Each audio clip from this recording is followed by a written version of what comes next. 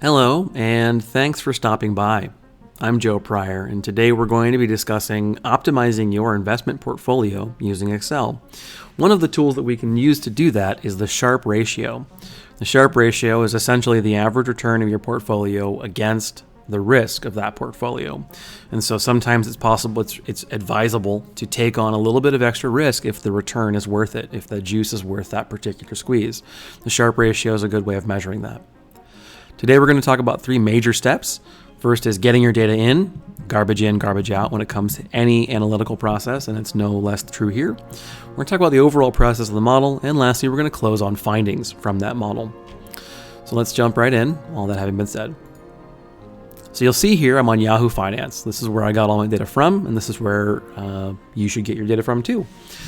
So in our cases, we set the time period here to start on the 1st of January 2016 and end on the 30th of November 2020.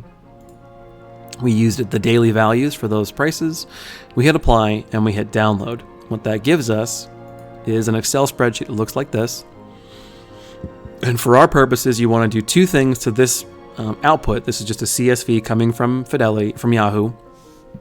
And as you can see, this is the reporting from the total market fund from Fidelity. We want to do two things here. We want to select the entire data range using Control-Shift down and right. We want to come to the top right here at the Sort and Filter button, right here. We want to select from newest to oldest. And it was already sorted that way because, right, the only thing you care about for this purpose is the adjusted close of the stock. For our purposes here, that's all we care about. And that's because the adjusted close includes things like stock disbursements and dividend disbursements and stock splits.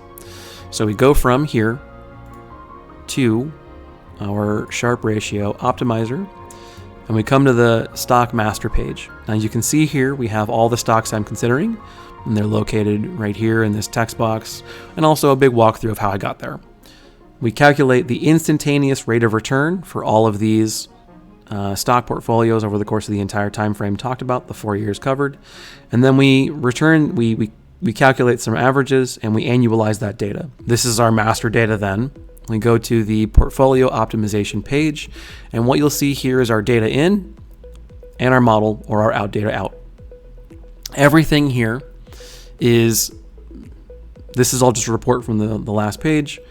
This is a variance-covariance matrix that is used predominantly to make sure if these stocks vary with each other over the course of the lifetime of the model. Closer to zero means no, they don't.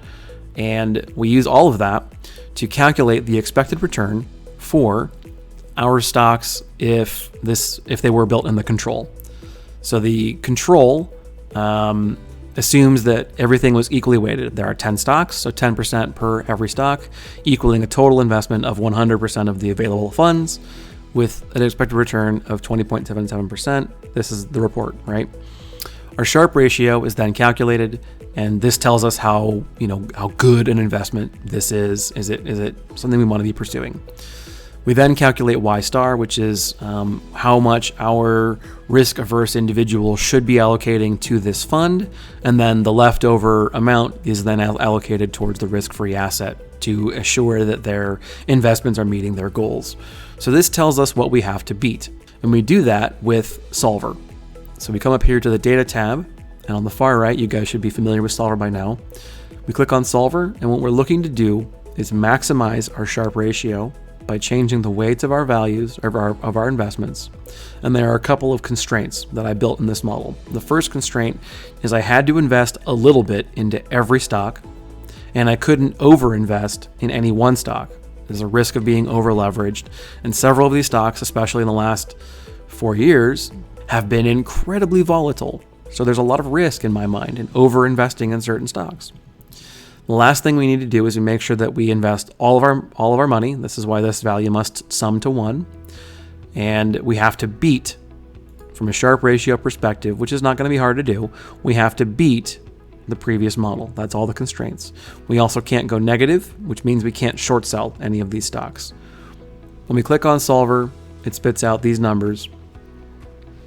And it tells us that we've improved our Sharpe ratio pretty considerably, but we've also increased the risk in the portfolio. And that's because we're investing in things like AMD, which has had a really volatile 4 years, jumping from a stock of like a low of 2 over the course of the period to trading at 9 over the course of the last 4 years.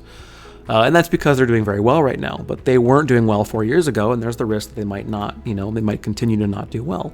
McDonald's is weighted pretty heavily in here, solid performer. Microsoft, a solid performer, a lot of growth lately, especially under the new CEO, Satya Nadella.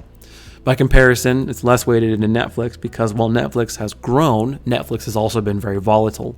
Its volatility is actually higher than its suspected return, which is not exactly a good look on that kind of a stock. Overall, though, you can see that our formula here suggests that the risk-averse individual allocate more strongly towards this portfolio versus the equally weighted one. And if you wanted to see how much a change in someone's risk aversion, how much would that affect the model, let's go ahead and change their risk aversion up to 8. Obviously, then they should be investing a lot less in this portfolio if they're really afraid of the risk. 10, it gets even worse. So you get the idea of how the thing functions. Things are also modified here by the risk-free rate.